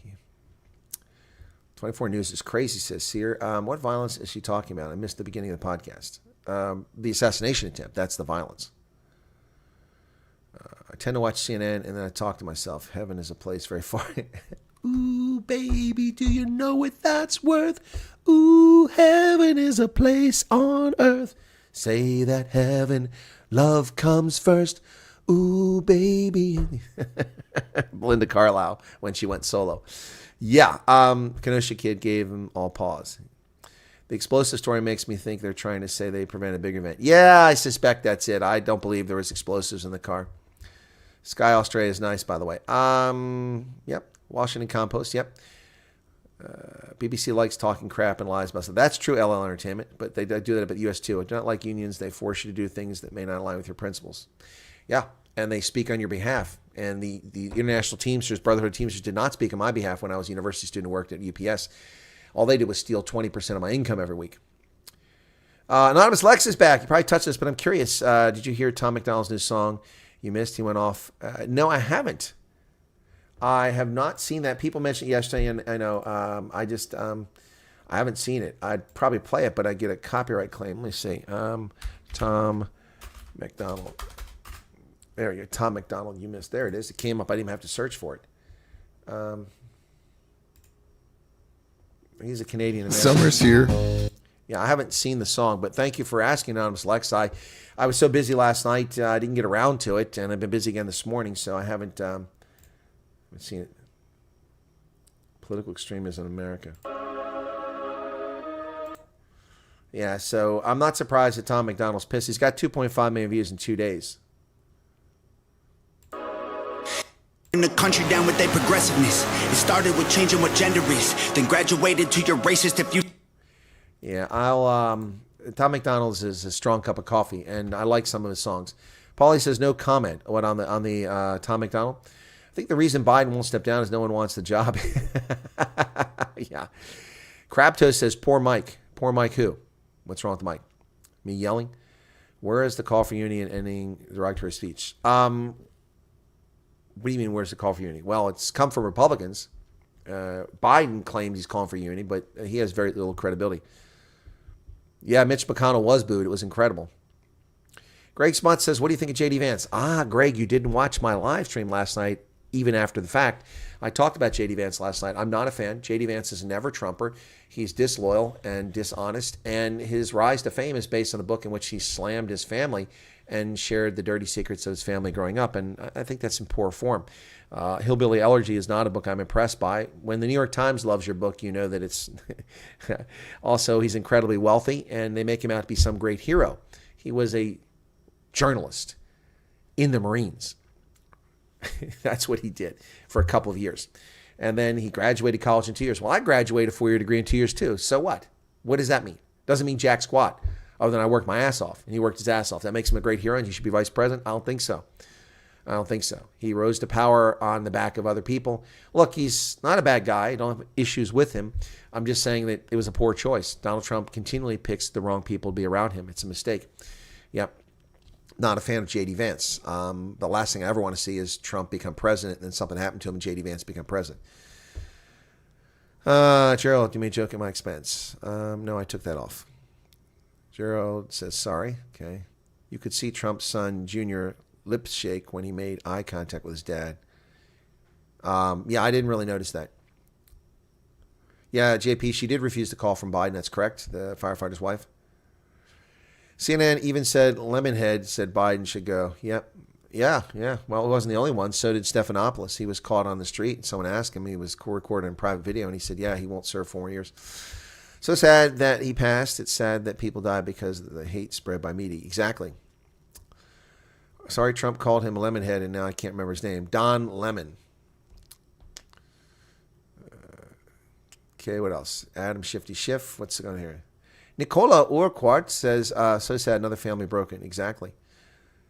You lefties will eat through. Facebook police are like South African police. Nicole says, a lot of restaurants are terrible in staff wages, especially back of house. Yeah, no, I think you're right about that. PK says, fine, Caitlin will be okay. She's a fighter and people love her more than the haters. She'll survive and come out. Agreed. She'll wind up becoming the greatest player in WNBA history the way things are going. And Tom doesn't strike people for listening to his stuff. No, that's not true, Anonymous Lex. That's not true. That's not true. I promoted Tom McDonald songs, and I got copyright claim after copyright claim and copyright claim, and I got threatened with a strike. Yeah. So he does. He does. He claims he doesn't, but he does.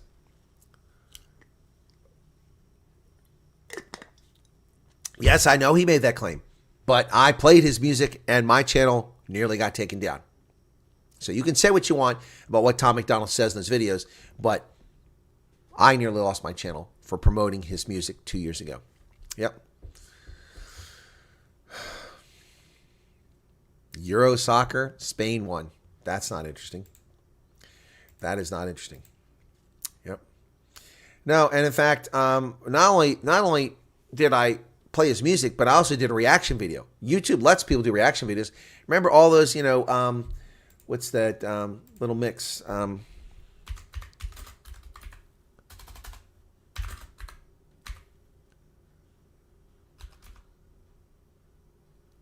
Little Mix betwitched.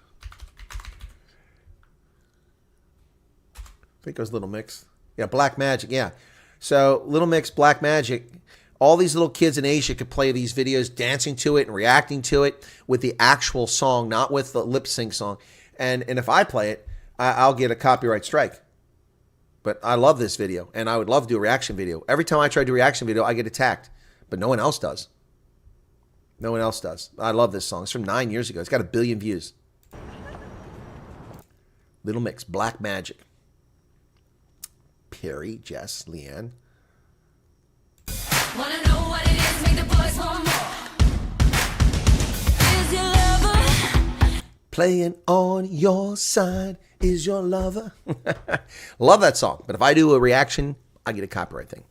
Gerald says, thank you. When you got to go, well, I'm sorry, you got to go. Take care.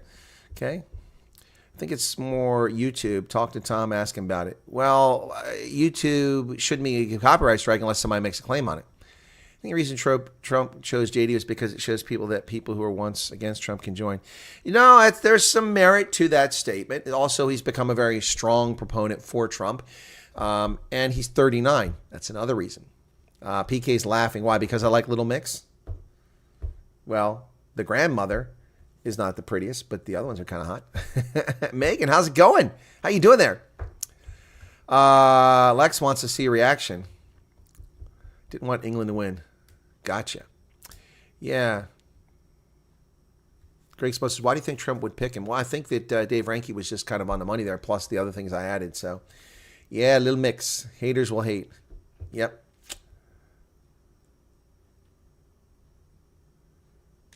Who's watching July 2024? Well, I'm watching. Little Mix is awesome, man. I like them. They got 16 million subscribers. I'd kill for that kind of subscription. They haven't put anything out in years either. They haven't put anything out in years. I like some of the spoofs that people do on Little Mix too. They're really funny. But not just Little Mix. Yep. Anyway. Yeah, Little Mix. There's only 3 of them now. The granny left. The old one. It's not my favorite song, PK. I just said I love that song. England have never won the Euros. Why would they now? Overrated. Spain, on the other hand, 4 times winners. Yeah, well, that's true. Gerhard Sinekamp, taking a break from playing for the Springboks this weekend against Portugal, is here in the chat. I know. His has an E between Steenkamp. Yep. Haters will hate. You're right. Anyway, all right. Well, folks, wow, we have gone an hour and a half on this one. YouTube is notorious for striking their own free music on their platform. Yeah, exactly. Exactly. I have downloaded music, which is licensed. YouTube puts it on there for content creators. And every day, I've been using it for 2-3 years, and every day I'm getting video can't be monetized. I appealed it the first time and won by showing them, by doing the research they never did, and finding in the public domain where it was in the public domain, when it was in the public domain. I appealed it, and they never even told me that it was restored. I had to discover it like a week later. I'm looking through my message, and the video was back. There was no message. I found it. It was no copyright claim. But in the meantime, every single other video with that music, which is an integral part of music I use for intros, was copyright claim. I just did another one today. So I'm not going to sit here and every day refute every one of these things. It gets ridiculous. So I just delete the stuff out of there. Jan Duran says, have a great evening. Well, thank you for being here, Jan. Helen, how's it going? Vance's wife has a law clerk so it looks like a package deal. Maybe, but she's also Indian, so that's another thing. That's like this shiny new penny. Everybody realizes there's Indians in America, not our Indians, but subcontinent Indians, and suddenly they're the toast of the town on everything. So, yep. Helen Watch from the beginning says, Hendo, yeah, play some ABBA. There you go. There you go. Yeah, that'll get me in trouble.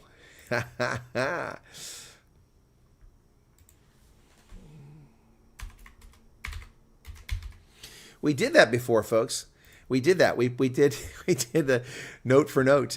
We did that a long time ago. We did that a long time ago. Oh, man. How did you guys pick the song? Most people would assume I was going to go with Dancing Queen. Most people would assume I was going to go with Dancing Queen. But nope. You guys picked it right. You guys picked it right. That's what I've lined up here.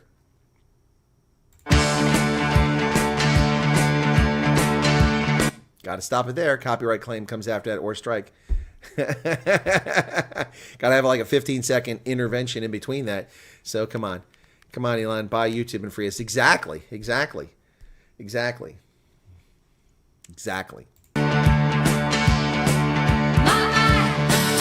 Napoleon did surrender.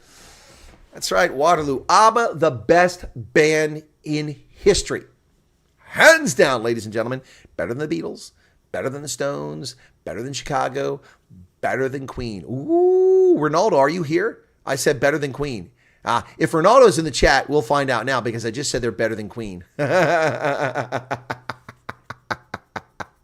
Oh, Marilyn, that was an incredible night, wasn't it? It wasn't incredible. Remember, they cut my stream off. I had to come back live. You can use my music if you want, with or without the words. Poop tube stripping all my comments from the chat again. Apparently, basic opinions about Trump's ear situation. Sean, I didn't even know you were here.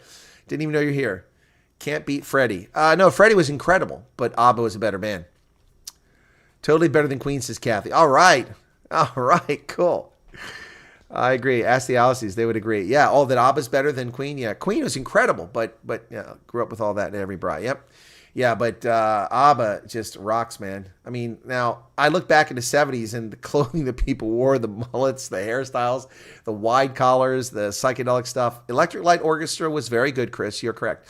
But ABBA is the best band ever. The best band ever. Freddie might have been the best singer ever, Charles. I'll give you that. Counting Crows? They're all right. They're all right. Anyway. All right. But CCR. Creedence Clearwater Revival. Good stuff. Nicola says, I will sing for your channel. Are you a musician, Nicola? I'm not. I sing for my channel, and it's horrific. Favorite song is Jump from Van Halen. That's not bad, Anonymous Lex. Nicola, are you a performer? Let me look at what Nicola is. What's going on there? Let me go to Nicola's channel. You don't have anything on your channel. Are there any backup dancers? Just me. Break dancing. Bee Gees, yeah, no doubt about it. I didn't appreciate the Bee Gees when they were playing, but now I'm older. I really appreciate Led Zeppelin. Yeah, I'm not a big fan of Zeppelin, but they were good. I was listening to Fortunate Son, Creedence Clearwater Revival. CCR is fantastic, yeah. Cream is better than Queen. No, I don't agree with that. Cream was good, but not better than Queen. Love my high-top disco shoes back in the day. They made me 2 inches taller. Tommy. Not an Eric Clapton fan. Even the Holy Spirit instructed me not to sing in church. Chris, you're like me. You can't sing. Chris, so you're a dancer. Oh, I'm a dancer. All right. Yeah, that's right. I got that guy. He's pretty fly for a white guy. Give it to me, baby. Give it to me, baby. He's pretty fly for a white guy. Oh, that's a great one, too. Pretty fly for a white guy. Smokey Robinson?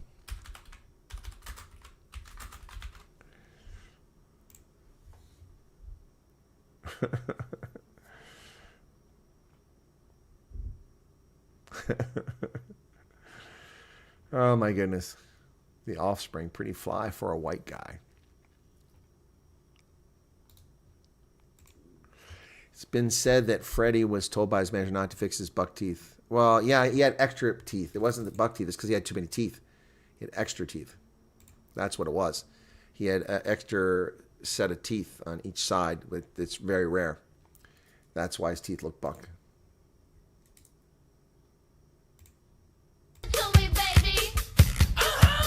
And all the girlies say I'm pretty fly for a white guy. All the girlies say I'm pretty fly for a white guy. Johnny Cash was great. Yep.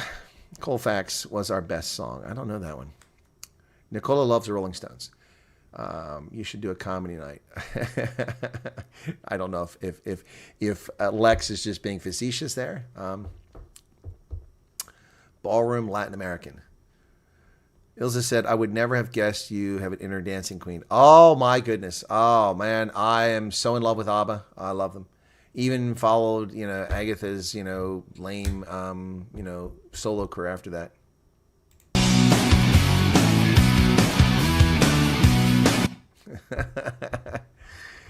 George says, hope I didn't miss anything. No, you didn't miss anything, man. Yes, you did. You missed a lot, brother. Yeah, Agatha, yeah. False Crow. Yep. She had a solo career. Yep. Watch the movie Priscilla, Queen of the Desert. The movie absolutely cracked me up. Okay. You want to see something shocking? Go look at they're extremely underrated. I even offered to do marketing for free. Parlatones. Okay, let me look that up. Okay, well, thank you for that, Anonymous Lex. Anonymous Lex, why are you behaving so well tonight? You're not even being political. You're just being kind of cool and chilled. What's going on? Is somebody taking over your channel? What's going on, brother? I love it. Parlatones. Okay. Never heard of them. Okay, they have 11,700 subscribers and 94 videos. Oh, they're from South Africa. Okay. Huh. Interesting. Osriel says, as good as Freddie was, George Michael was RB. Yeah, George Michael was pretty darn good. Pretty good. Rodriguez saying cold facts. Okay. Pretty darn good. Yeah, he was. Yep. Yeah, it's a shame he's gone. So many great artists. They go before their time. Yeah, but pretty fly for a white guy. At Waterloo, Napoleon did surrender. That's right. At Waterloo, he did surrender. Yep. English Boer women from the Bushveld. What? Elton John's all right. Leonard Skinner's okay. Always kind, Chris. Just debate makes me tired. Anonymous Lex. No, man, you're in the chat instead of just posting things elsewhere. That's good. Anyway, Supernatural Crypto Coin says, do you remember me by any chance? I used the name of Supernatural. I haven't been here in like 2 years. Where have you been, Supernatural? Where have you been? Are you well? Are you okay? Everything happened? Dire Straits, don't like them at all. Sorry. Bob Menendez found guilty on all counts. Oh, no way! No way! Oh, we got to get that covered. Hang on a second. Bob Menendez found guilty on all accounts. Ooh, baby.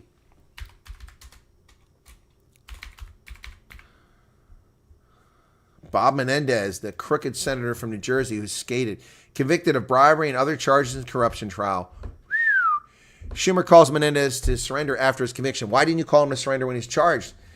Wow, found guilty in all charges in federal corruption case. Oh my goodness. Bob Menendez, the man who had gold bullion from Egypt hidden in his house. Wow. The Democrat from New Jersey faced 16 counts, including bribery, extortion, wire fraud, obstruction of justice, and acting as a foreign agent for Egypt. Senator Bob Menendez convicted today of taking bribes from 3 businessmen who showered him and his wife with cash, gold bars, and a Mercedes-Benz, an extravagant bounty for his help securing deals with foreign nationals and trying to derail several criminal investigations in New Jersey.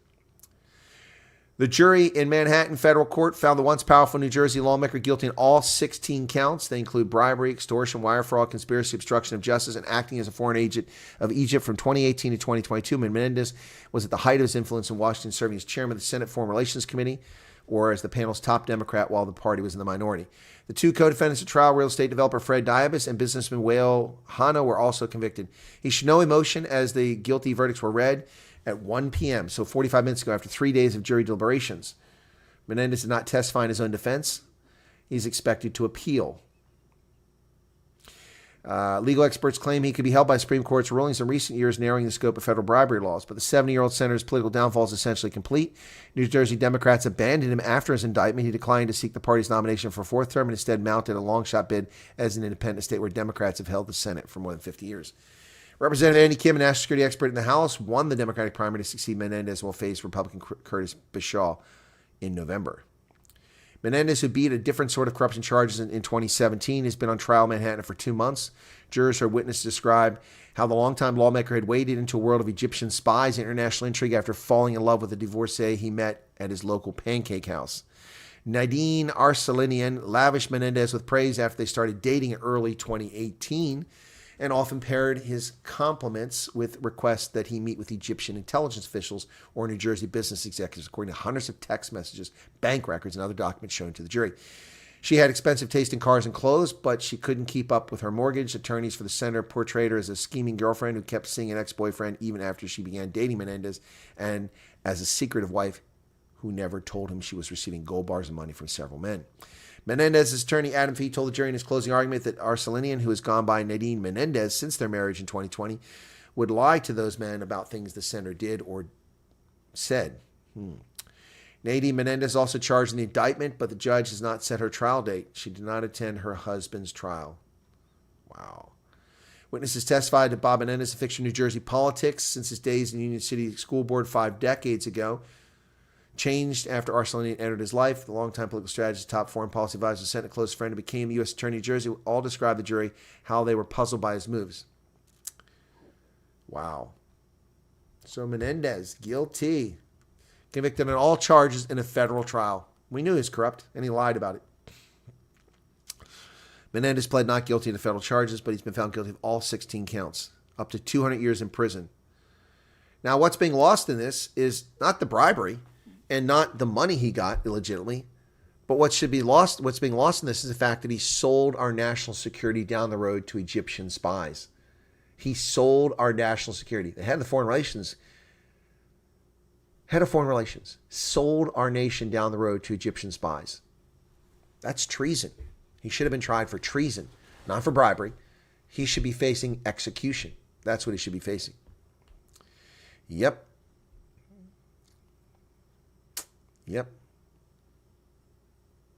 Where is Erica? I don't know. Where is Erica? I'll ask her.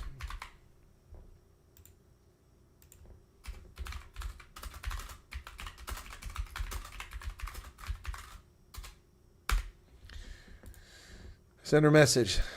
She's not here today. She's here sporadically. She had a stroke, and then she had another stroke. If you don't know that, crypto, supernatural. She had a stroke. Yeah, so that's happened in the last 2 years. Hernandez, football player that was gay. What? More crap hidden in the house. Sounds familiar. The Menendez brothers have nothing to do with this guy. Completely different guy. You're welcome, supernatural. She's not normally here. She's here frequently. She used to be here all the time. She's here frequently. So she's dealing with the challenges of physical therapy and recuperating from her strokes. She's moved to Cape Town. She lives with her son and in Cape Town now. So, yep, I just saw her a few weeks ago when I was in South Africa. Bob Marley. Buffalo Soldier's a great song, but I'm not a Bob Marley fan. Yep. Anyway. Yeah, that's breaking news. I'm glad that came up. Bob Menendez found guilty on all charges. During the trial, prosecutors used emails and text messages from Menendez as well as FBI testimony to present evidence that they argued showed the senator accepted extravagant gifts from foreign governments. The gifts totaled more than $100,000 worth of gold bars, in addition to hundreds of thousands in cash stuffed throughout his home. 18 counts he was charged with. Convicted of 16. Wow. Wow. Long overdue. Now, what about the Bidens? Yeah, what about the Bidens? That's what's next. That's the question we have to ask next. What about the Bidens? Anyway, yep. So let's get rid of that. Get rid of that. Get rid of that on there. Little mix. Is your lover playing on your side? Little mix. All right. Should have bought the same couch as Ramaphosa. No doubt about it. Give me hope, Joanna. Give me hope. Yep. And the Doors, not a Doors fan. Sorry, not my kind of music. Anyway. All right, that's it, folks. We're going to wrap it up here. Thanks for tuning in. I've got some things to run down. Tomorrow's a busy day on Wednesday. And I'll chat with you guys. Have a good one. Appreciate it. Be sure to hit the like button. We got a lot of likes on this one. Got a little bit of super chat revenue too. 1,000 views. That's pretty cool. Thank you all so much. God bless and have a good evening. And thanks for being here. I do appreciate it. Lots of people popping in and out during the course of this one. I will be on tonight, 9 p.m. Eastern Standard Time. That's 3 a.m. in South Africa if you want to follow the Republican National Convention Day 2. So there you go, folks. I don't know who the lineup is tonight because they haven't released it yet. But when they release it, then I'll get ready for it. And we'll cover the Republican National Convention tonight. And there won't be any AFL-CIO Teamsters representative there. We've heard that garbage last night. You're welcome, Vessel. My pleasure. Sean, take care. Greetings to the parents. Right, folks. Bye-bye. So long. Be safe out there. I've got errands to run. The fact that the lyrics were political actually lost the most South Africans into it. Oh, you're talking about that. All right. Bye-bye.